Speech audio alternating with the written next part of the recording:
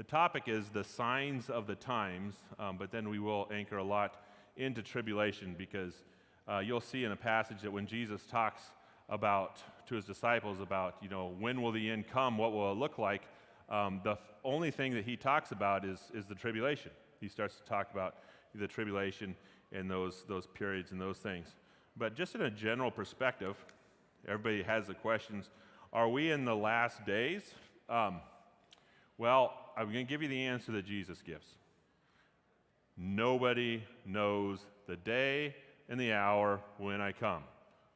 I feel that deep. I feel it strong. Nobody knows the hour. Nobody knows the day of when I am going to come. I believe that to the core. The next thing I believe to the core is that he will come when? When we least expect it. He will come when you least expect it.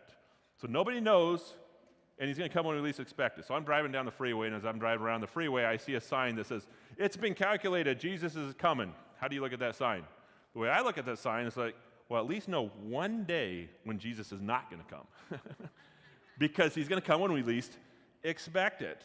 So in my mind, God is literally saying, play around all you want with it, but you don't know the hour, and if you figured it out and you calculated it and you're making a lot of money in the process, it won't be that day. Because if you can get the world to expect it, I'll make sure that that's not the day that I show up. So those are the things that I just look at completely. When's Jesus going to come? We don't know. And then when else is he going to come? When we least expect it. So I hold on to in that area. So, but we still can anticipate. Jonathan Edwards, great theologian, he made the statement, I think God's going to come in my lifetime. It was in the 1500s. We can go 1600s. We can go consistently through people who says, I think he's coming in my lifetime. I think he's coming in my lifetime. I think he's coming in my lifetime. I will say to you, he could be coming in my lifetime. He could be, but he might not be. So I don't know, but I can expect it.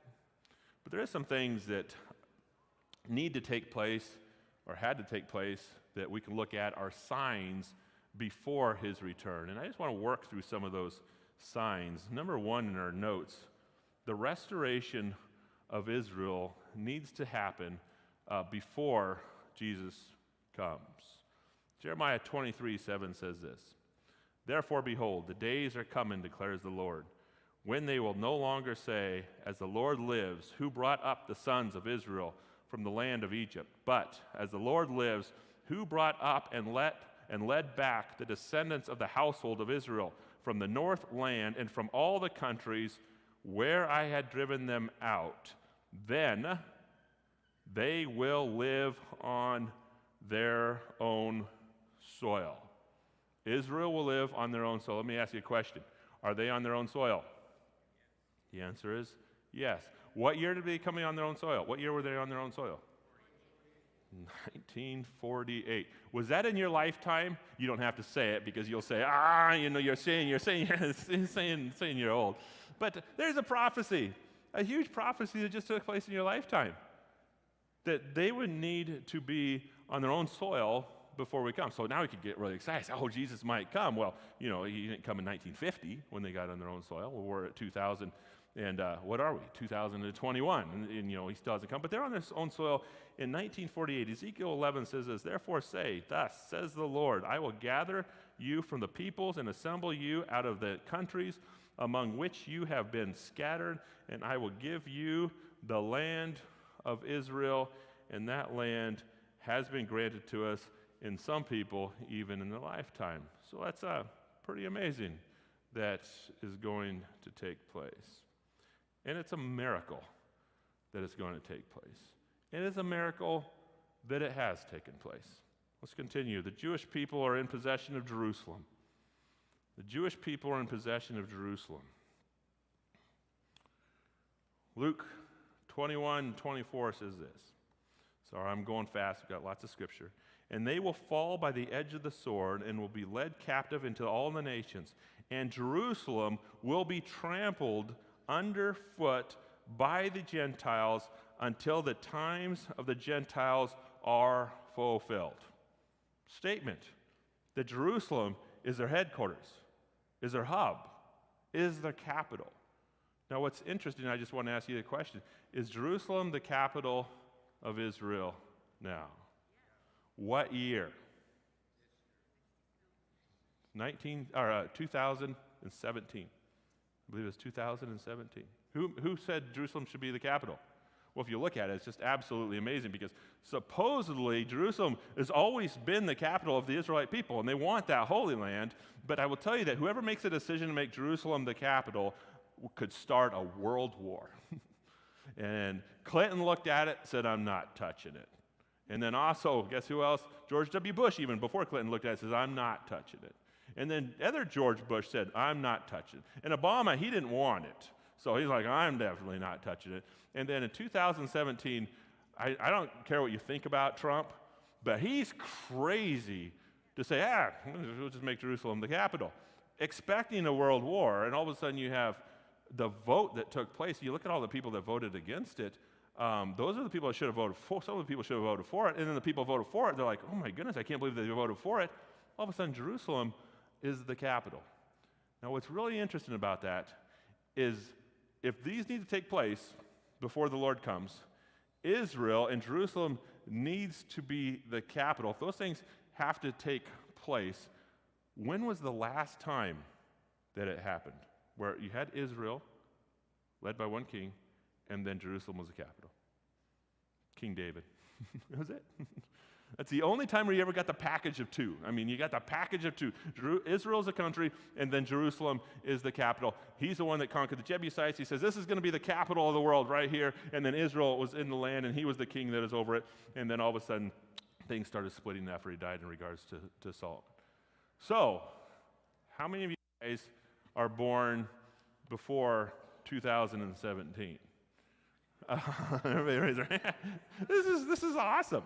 Now, remember, Jonathan Edwards says the Lord's going to come, and I don't know when the Lord's going to come. Remember, we don't know, and he's also going to come when we least expect it. But I just lift up my head and I just smile and I laugh, and it's just like, oh my goodness, nobody has experienced even what we've experienced in regards to only David, King David, 3,000 years ago, got to experience. So this makes things fun a little bit. So. Signs of the time, we're getting a little bit put together. Let's look at the global spread of the gospel. Matthew 24:14 says this gospel of the kingdom shall be preached in the whole world as a testimony to all the nations, and then the end will come. That's going to be the spread of the gospel. Now, I will tell you that before the internet, before the vast amount of technology and communications we have, this was unheard of. And the reason why it was unheard of is because we had to go into every single village, it was just like, this is just going to be impossible to spread this gospel all the way through the world. But you go into Africa, which is a third world country, and it's the third lowest, or the third highest from being the lowest, if you can understand. I mean, they're really poor, I'll just put it that way. Third highest from being the lowest. Every single one of them has a cell phone. Every single one of them has a cell phone. And every single one of them has access to the internet because that's all they have. Because what they do is a third world country, you just put up big, huge towers, and you have all these towers that are going around Africa, and everybody all of a sudden has access to the internet. It can reach the world pretty fast. The gospel can reach the world pretty fast. And guess what else is taking place is that people are pointed, making sure that gospel goes around pretty fast with their posts, with their sermons. I can go over to Africa and I can even hear myself preach. And I'm like, what? How do you get to understand me to preach? It's coming out. It's coming out. Are we there? I don't know. I don't know if we're there. But when everybody gets to know, they'll be able to take the gospel. I don't have mine numbered, so I'm just going to have to just keep on going. I have the rough notes. I gave Gene the good notes. An increase in travel and knowledge is going to take place before the world comes, before the end comes. Daniel 12:4 says this, but as for you, Daniel, conceal these words and seal up the book until the end of time. Many will go back and forth, and knowledge will increase. Back and forth, how fast? Maybe the flip of a button that this words will go back and forth. Because what's going to take place at the end times, people are going to know what is going on. And when people know what's going on, there's going to be communication that's going to take place, and that communication better fly, and better fly fast. Because we might look into Daniel and we might look into Revelation now, but I'll tell you when the tribulation hits, I will tell you the most popular book I would guarantee that's going to be in the entire world is Daniel and Revelation, to see what's going on and to see exactly what we need to do. And then Matthew 24 is going to be downloaded, and downloaded in the process of the tribulation. That's just what's going to happen. Well, how are we going to do that? Well, Daniel didn't have technology in mind when he wrote the passage, but he did say it is going to go fast. And as it goes fast, knowledge of it will increase in the end times. Israel is surrounded by enemies.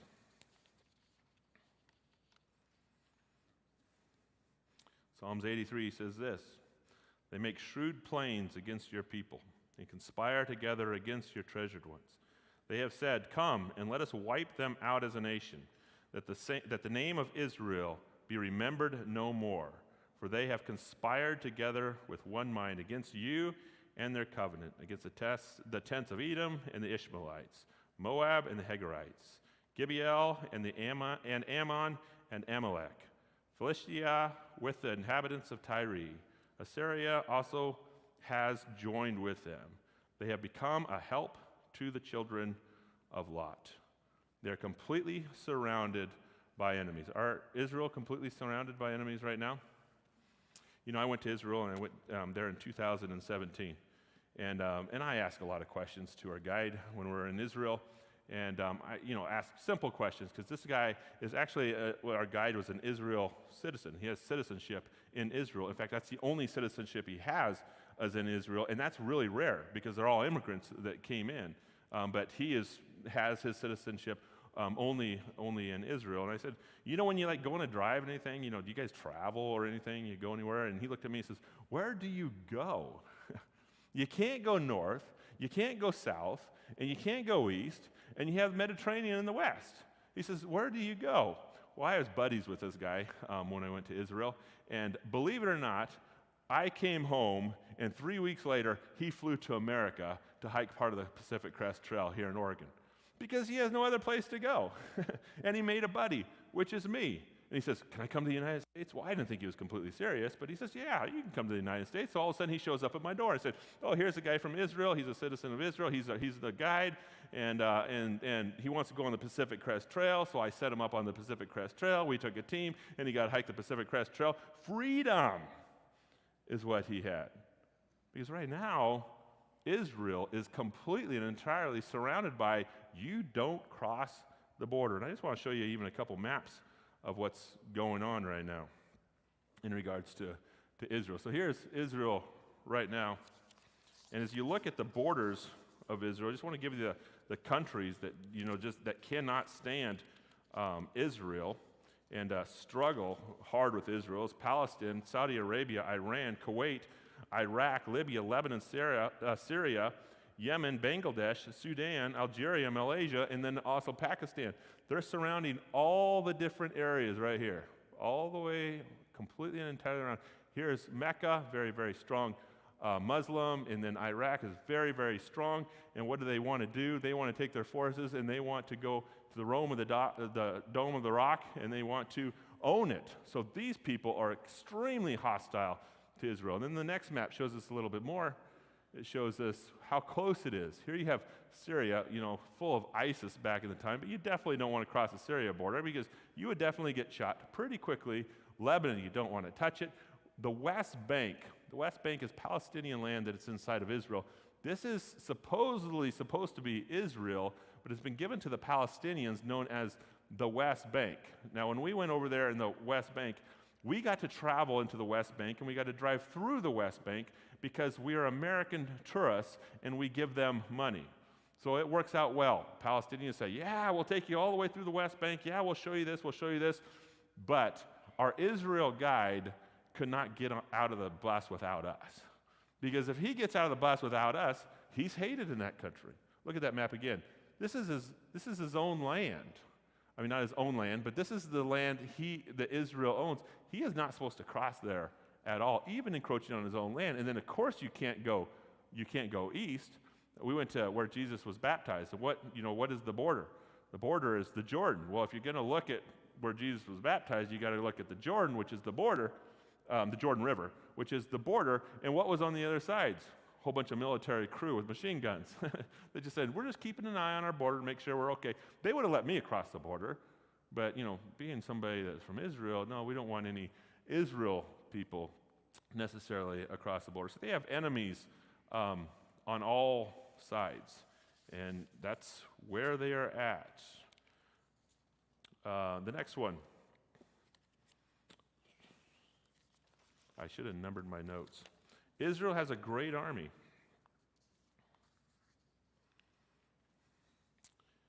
Does Israel have a great army? All right, that might help me out a little bit. Now I can say, oh, except you got the blanks in there. I don't know my own work, crying out loud.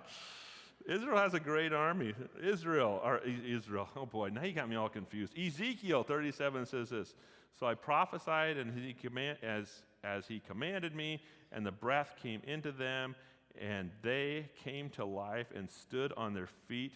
An exceedingly great army all of a sudden showed up. Bigger than they really even expected. Oh, how small is that country? You just saw how small that country is. Do they really have a great army? I mean, do they really have a great army? They have an extremely great army. In fact, if you look at the extremely great army, they have the third greatest army in the entire world, ready to go. What makes them a great army?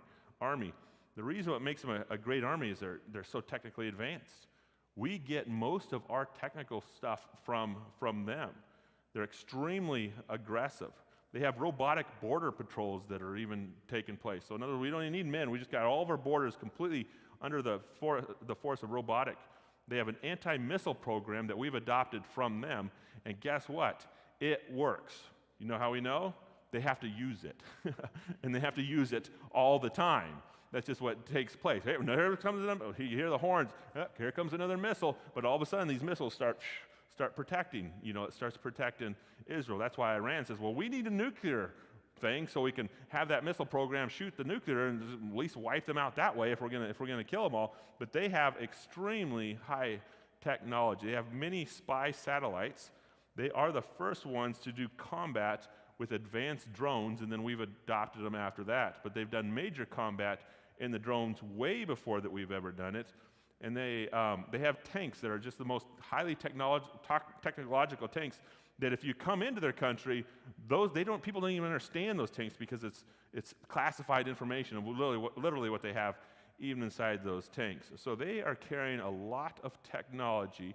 And when you look, if you go to Israel, everybody's servicemen. You have the young, I'll just put it that way, because you automatically graduate from high school and then you go into the military. It doesn't matter if you're a boy, it doesn't matter if you're a girl, you serve. And then all of a sudden, if there's war, everybody serves. So that's the size of their army. You got the army, but you have everybody that's already been trained because you graduate from high school, you go to army. So you have all these soldiers, every single citizen is literally a soldier because they've been trained. And I'll tell you that when combat comes, Ezekiel's going to take place. There's an exceedingly great army that all of a sudden is just going to arise like crazy. So yes, Israel does have a great army. So prophecy is on the way. Is Jesus going to come in our lifetime? I don't know. But this is something that's interesting. Increased calls for global government will also be a signs of the times. It's also given, this is Revelation 13, it was also given to him to make war with the saints and to overcome them, and authority over every tribe and people and tongue and nation was given to them.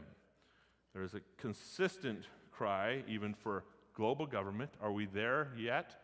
When we look at global government, does it mean that we need to be in this global government before it happens? Not necessarily. The reason why is because if the rapture takes place, something's going to happen to this world. What's going to happen? It's going to shift. There's going to be some major shifts that take place in this world. And if major shifts take place in this world, what's going to happen? There will be the rise of a global government. We also have nuclear weapons, and if we have nuclear weapons, guess what's going to happen? We can have annihilation enough that's on this planet to get us to a global government literally overnight. I mean, so we don't have global government right now, but you know what's going to take place is it's going to come. It's going to happen.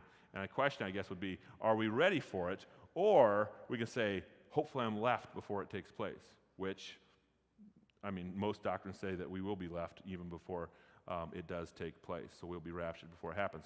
But there's an increased call for global government. We know for a fact that people are calling for it even right now. People act in the way that Paul said they would act. Well, this is one of the most closest things to the signs of the times that I would read into. Paul gives information in 2 Timothy 3:1-5 that says, "But mark this." I don't have corona, I don't think. I just have a microphone that makes it sound bad. 2 Timothy 3:1-5 says, "But mark this, there will be terrible times in the last days. People will be lovers of themselves, lovers of money, boastful, proud, abusive, disobedient to parents, ungrateful, unholy, without love, unforgiving, slanderous, without self-control, brutal, not lovers of good, treacherous, rash, conceited, lovers of pleasure rather than lovers of God, having a form of godliness but denying its power." So people will be what? We'll be boastful. We will be proud. Are we proud people? Well, I'll tell you that we figured out how the world was created through the process of natural selection and the process of evolution. I mean, when I was in Africa, this is the greatest conversation I ever had. I always just sit there and talk to our African guys. And one conversation was taking place, I said, "Do you guys believe in evolution?" And this was to Ben Margai in Africa. And he looks at me and says, what?" And I started explaining to him what evolution was. And he said, "Well, I gave him the whole rundown of what it was." And he looked at me and says, "Oh, Pastor Mike," he says, "we're poor, but we're not stupid." No, nobody believes in that kind of stuff. Everybody believes that there's a God. And I'm like, okay. Well, we got it down in America. You guys just aren't keeping up. But we're boastful. We're proud. And we've got all the answers. And there's global warming, and we know how to fix it. We know how it occurred. We know what to do about it. I'm not trying to get political here, but we have this world under control. Because God doesn't. He doesn't. But we have this world under control. In last times, what are we going to do? We're going to be boastful, proud, abusive, disobedient to their parents. People are going to be disobedient to their parents. Now, I know there's a degree of disobedience to your parents. And I, again, don't want to get political, and I don't want to say anything, but we're ripping our kids off. I'm just going to be honest with you. We're ripping our kids off. I'm not going to get political. I just want to say these words. We need $2 trillion to take care of us right now. But we need their $2 trillion to take care of us right now. And so the expansion of what is going on in America is, this is what we need right now. And I keep on thinking, I think our children are probably going to hate us. Because after we die, we're literally going to hand that to them, and they're going to have to survive underneath it.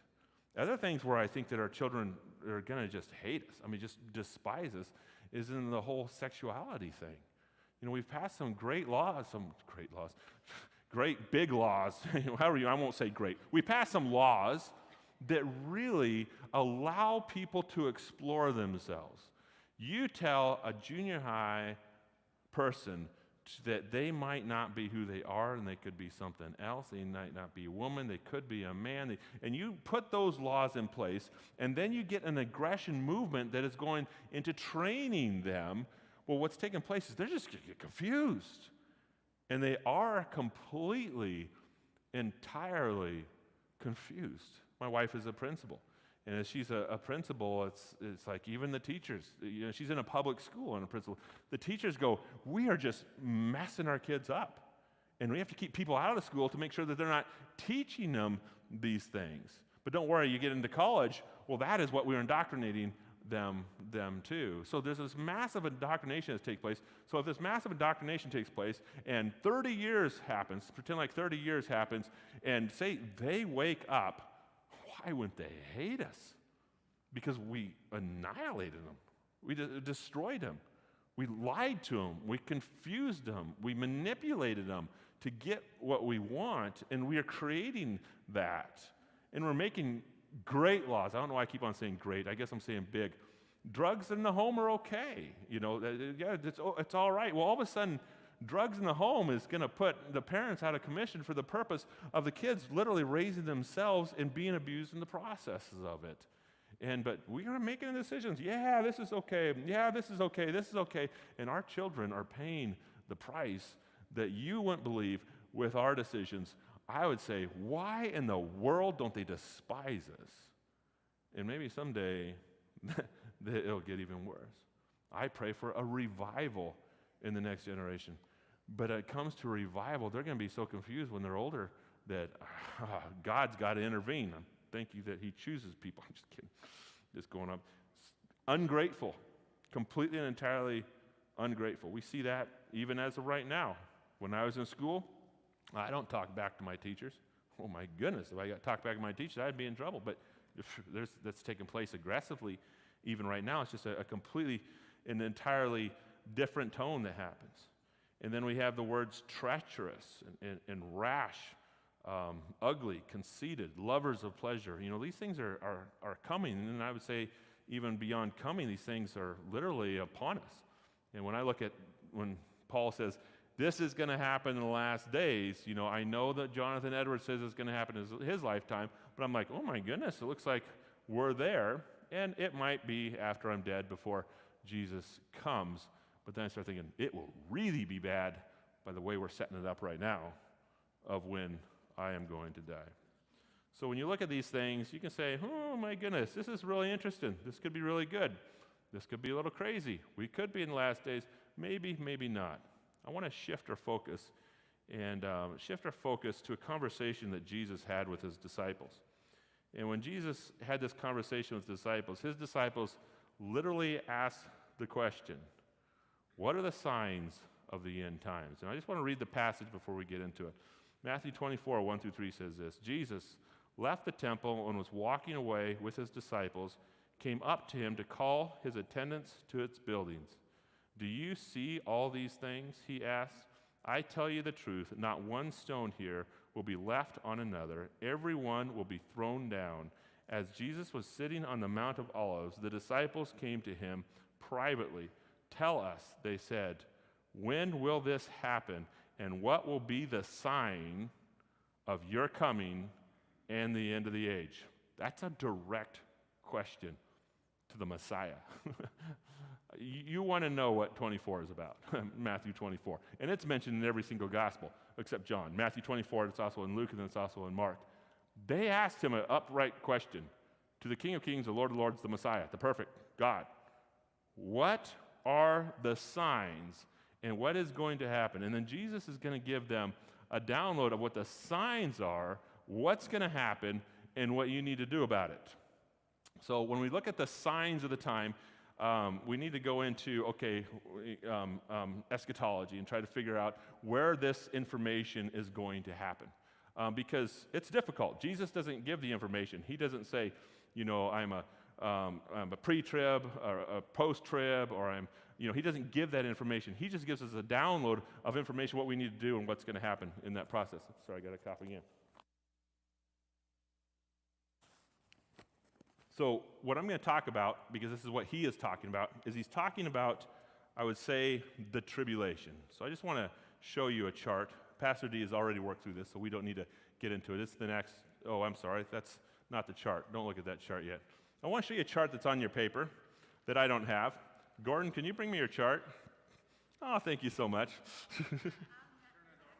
Yeah, on the back of your notes. Oh, it's on the back of my notes. You already brought me the chart. This is what happens when I do 2 sermons. Thank you. You just completely, I already have it.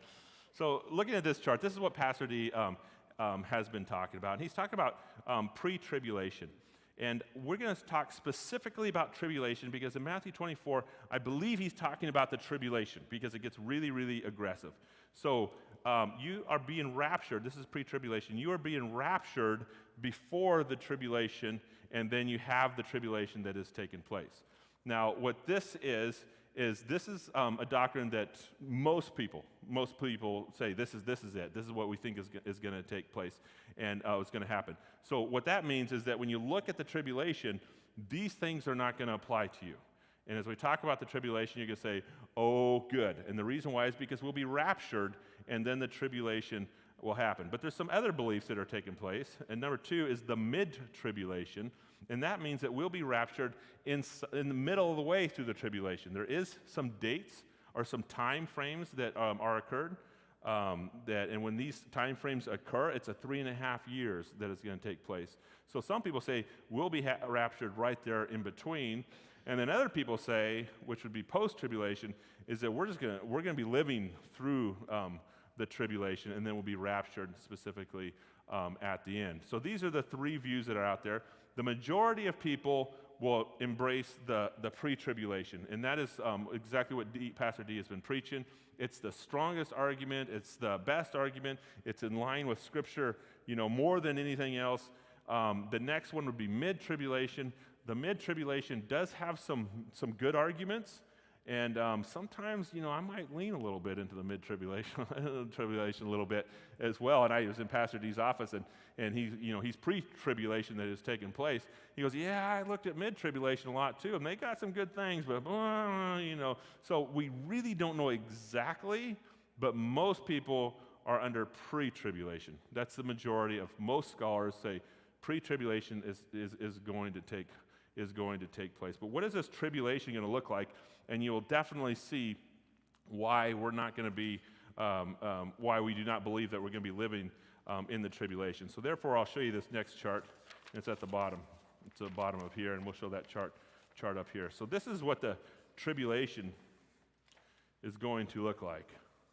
There's going to be 3 different waves, and in these 3 different waves, you're going to have the seals, you're going to have the trumpets, and you're going to have the bowls. So what happens is that this is the pre-tribulation view, this is the church era that takes place right here. All of a sudden, we're going to be raptured, and then after we're raptured, we're going to go through the seals, we're going to go through the trumpets, and we're going to go through the bowls. Those things are going to happen. Now, mid-tribulation would move this a little bit right here and say this is where it's going to happen, and then they would condense these 3 into this area right here and say this is when it's going to get crazy, because when the mark of the, not the mark of the beast, when the Antichrist comes, what he's going to do is he's going to come to bring peace. And so mid-trib would say these 3.5 years are of peace, but then he's going to break alliances of the peace, and then all hell is going to break loose right here. And then that's when you're going to see the seals, the trumpets, and the bowls, and that is all very specific, taking place in Revelation. And so when you say, does a Christian go through the tribulation? That's what post-tribulation believes, that a Christian will go through the tribulation.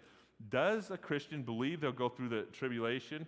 Well, let's just look at this. When these seals are unleashed, this is not in your notes, but the first seal is when the seal of the Antichrist shows up, and he's a rider on a white horse, insinuating that he's the person of peace. And that's where we're going to get our 3.5 years. I'm insinuating I'm the person of peace.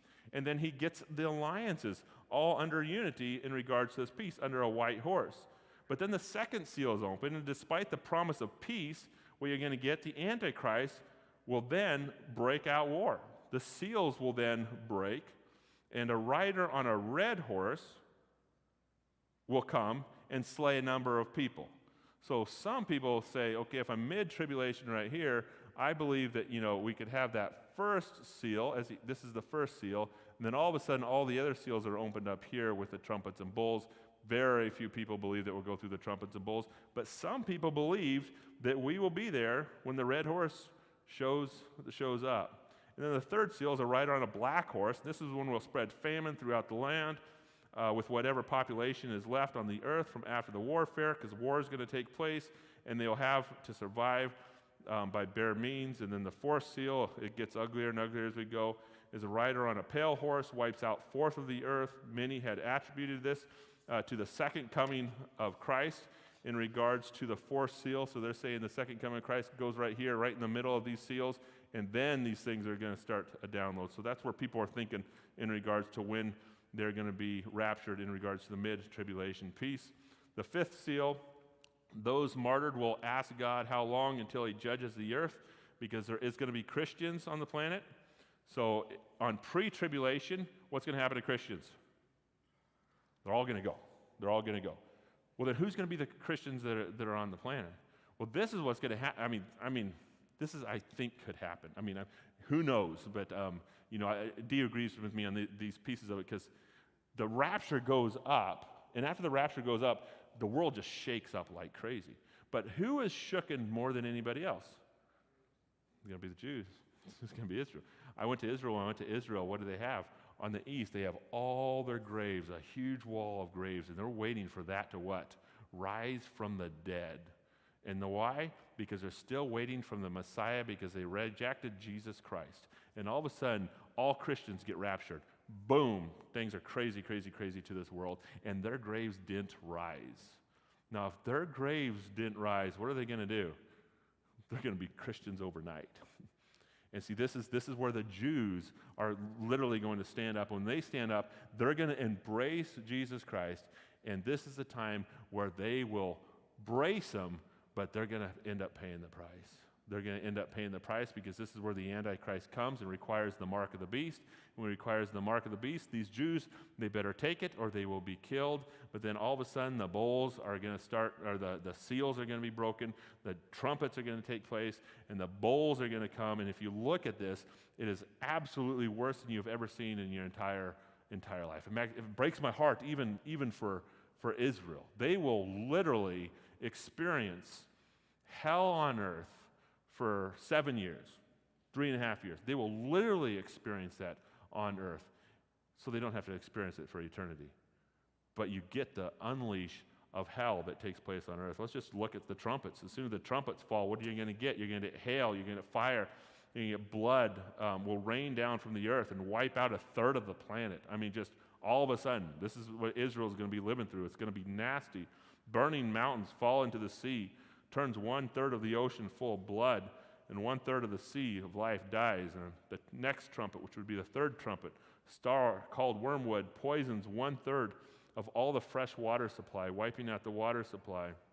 Fourth trumpet, 1/3 of the moon, stars, and suns are darkened, and it just keeps on going down and down. And sixth trumpet, 4 fallen angels are released and wipe out people with sulfur and pouring fire, burning out of their mouths. They manage to wipe out another 1/3 of mankind that has taken place. And then the seventh seal, another break from the plagues, and then on to the seventh bowls and the judgment. 24 elders of heaven declare it's time to destroy, and then it moves to the bowls, which gets even worse, which would be an ocean turned to blood, rivers and springs turned to blood, scorching heat, painful blindness affects, and then the kings of the earth all come together at Armageddon. This is all taking place in the nastiness of the tribulation.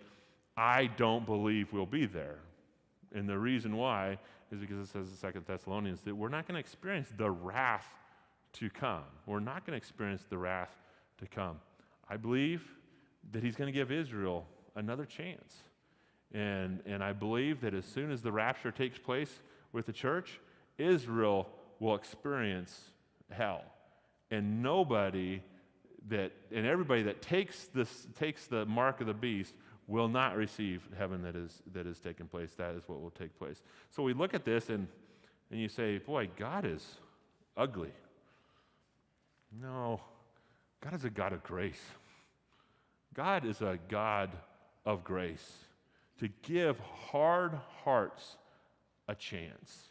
Because all the way through the Bible, you don't even have to look at the dynamics of hell. Just look at the dynamics of the tribulation and think of how ugly things are. Think of how ugly things can be. Just read the tribulation. The reason I believe that the church even has the concept of the tribulation is so we can look at it and see the wrath of God and say we're doomed for it unless we are saved.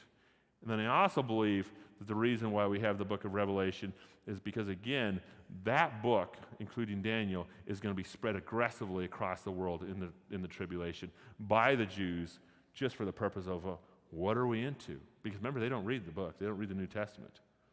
But what are we into? What's going on? What is taking place? So here Jesus is going to give,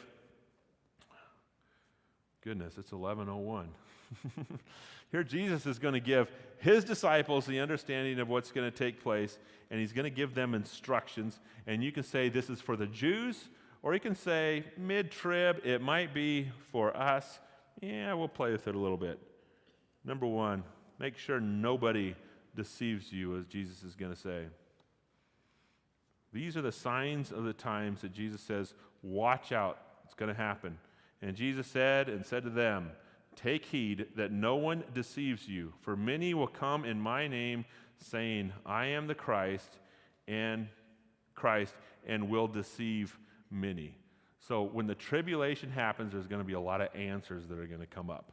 So if we are in there for the 3.5 years, because there is going to be peace, and some people believe that if we are in there, that that the peace is going to be for the world, but it's not going to be for the Christians necessarily, then people are going to deceive us, and in the process of being deceived, we are not supposed to be deceived.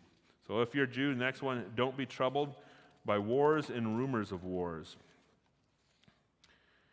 Now, what's interesting is that Jesus again doesn't give us any timelines, but he brings up something else that nobody else brought up. And the something else that he brings up is birth pains. Now, what is birth pains? I went through, I don't want to say that I went through 2 children being born. My wife would say, you did not go through 2 children being born. I went through 2 children being born. And that's the way she would say it. But I would say, because she's not preaching, I went through 2 children being born. And watching her, and her reaction is like, all of a sudden, oh, it's not good, but then it got closer. Not good, but then it got closer. Not good, but then it got closer. Not good, and then the baby came out. That's what birth pains are, described as birth pains. So if we are pre-trib, which I would say that we're pre-trib. That's where I'm just going to put that as in the bar. If we are pre-trib, and we believe that pre-trib, that doesn't mean that we could be out of birth pains. It doesn't mean that the birth pains might not come our way. In fact, birth pains might come up before we're raptured. There is a case that can take place. So there is information that Jesus is giving us. It could be our information, and that information is in the last times. Don't be deceived. Don't be deceived. Speaking to the church and speaking to Israel when they're in it. Matthew 24:6 says this, you will hear of wars and rumors of wars, but see to it that you are not alarmed. Such things must happen, but the end is still to come. Nation will rise against nation and kingdom against kingdom. There will be famines and earthquakes in various places. All these are the beginnings of birth pains. We could be experiencing this because remember he's talking about the end times. He's given us the signs of the time. And what are we supposed to do? We are not supposed to be concerned at the rumors of wars, or in this word, alarmed at the wars and rumors of wars as they're coming through. So we can take this information and say, I'm a pre-trib, but there's going to be rumors of wars and wars that are going to take place, and I need to be focused. And I also need to be alert because it could be the end times as it could be a sign. He also says, get ready to be persecuted. Now, I just love this passage. I'll bring it out in Matthew, then I'll pull it out in Mark, but it's the same passage. Mark just talks a little bit more about it. Matthew 24 says, then you'll be handed over to be persecuted and put to death, and you will be hated by all nations because of me. Mark gives more information in regards to persecution. But be on your guards, for they will deliver you to the courts, and you will be flogged in the synagogues, and you will stand before governors and kings for my sake as a testimony to them. The gospel must first be preached to all the nations. When they arrest you and hand you over, do not worry. I love that comment. Do not worry beforehand about what to say.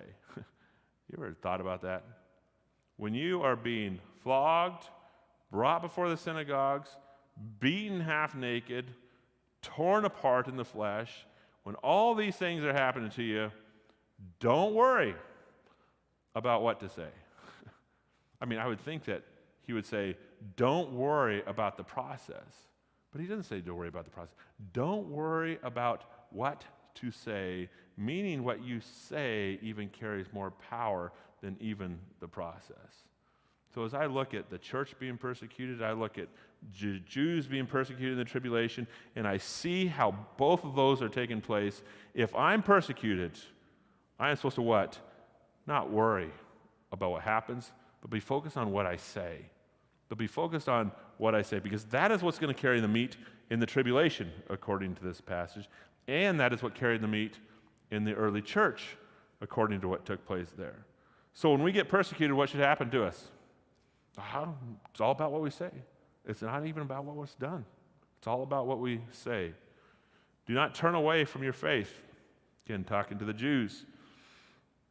Matthew 24 says this, at that time, many will turn away from the faith and will betray and hate each other. And many false prophets will appear and deceive many people. Because of the increase of wickedness, the love of most will grow cold, but he stands firm to the end will be saved. Another piece of instruction that God has given the Jews in the tribulation, or possibly the mid-trib are still tracking here, just to let you know. They're still tracking, saying that we're going to be here so far. But then everybody pulls out on the next one. The abomination of desolation will then come, which will be run. So remember, if you're pre-trib, all those verses, they won't apply to you. If you're mid-trib, all these verses that just I gave you will apply to you. But if you're post-trib, this will apply to you as well, but most people aren't post-trib. That's when the bowls, the seals, and everything come upon you. It's the abomination of desolation comes. He is going to tell the Jews, this is going to be in their hand. He's going to tell the Jews what to do. And literally he says, run. Matthew 24, this says, therefore, when you see the abomination of desolation, and that is when the Antichrist breaks the treaties, breaks the seals, and that's when all hell starts to break loose, which he has spoken about of the Daniel the prophet. It then shows up, standing in the holy place. Let the reader understand. This is the Bible that they're going to be reading. Let the reader understand. Then those who are in Judea must flee to the mountains. Whoever is on the housetop must go down to get the things out that they were in the house. Must not go down. Whoever is in the field must not turn back to get his cloak. But woe to those who are pregnant and to those who are nursing babies in those days. But pray that your flight will not be in winter or on the Sabbath, since the beginning of the world, or on the Sabbath, for then there will be a great tribulation. Here's the word great tribulation. If you're mid-tribulation, you say the first 3.5 years is tribulation, but then the great just showed up, where the bowls and the seals and the trumpets are open. Will be a great tribulation, and such has not occurred since the beginning of the world until now, nor ever will be, unless those days had been cut short. No life would have been saved for the sake of the elect. Those days will be cut short.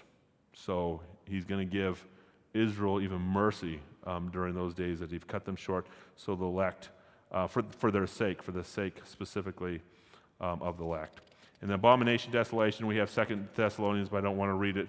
It just says that what takes place is this is when they're going to break the treaty. The Antichrist will then break the treaty, and again, it will start getting absolutely crazy. So I just want to skip up to the next verse. Keep your eye on the spiritual in the process. Keep an eye on the spiritual. After the rapture of the church, I believe that Israel will turn to Christ through it, and they definitely need to keep an eye on the spiritual and keep a watch on the spiritual. Mark 13 says this, at that time, if anyone says to you, look, here is the Christ, or look, there he is, do not believe it. For false Christs and false prophets will appear and perform signs and miracles to deceive the elect, if that were possible.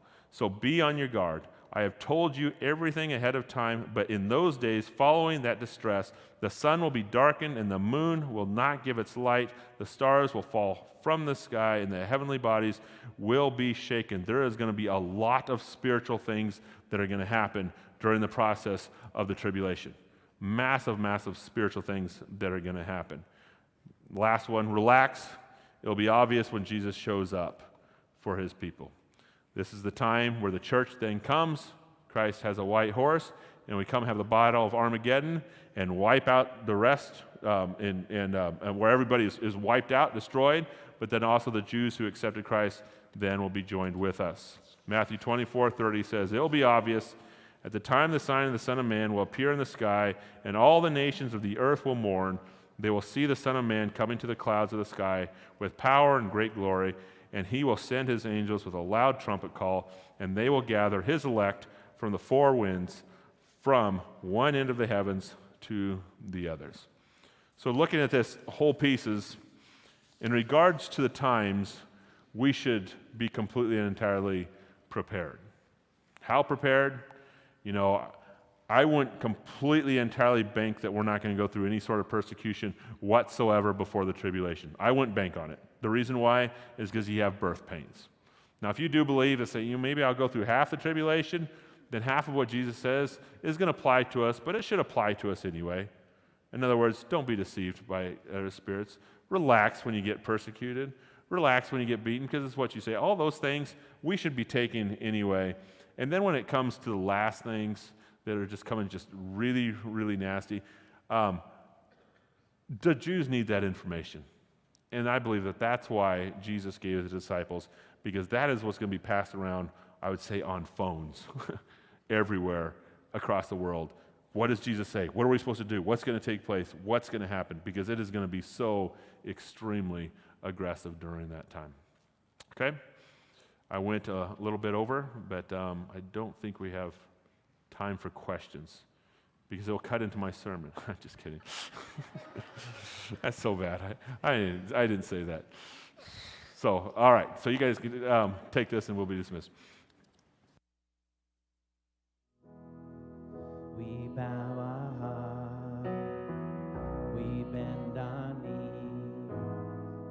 Oh Spirit, come make us humble. We turn our eyes from evil things. Oh Lord, we cast down our idols. Give us clean hands. Give us pure hearts. Let us not lift our souls to another. Give us clean hands. Give us pure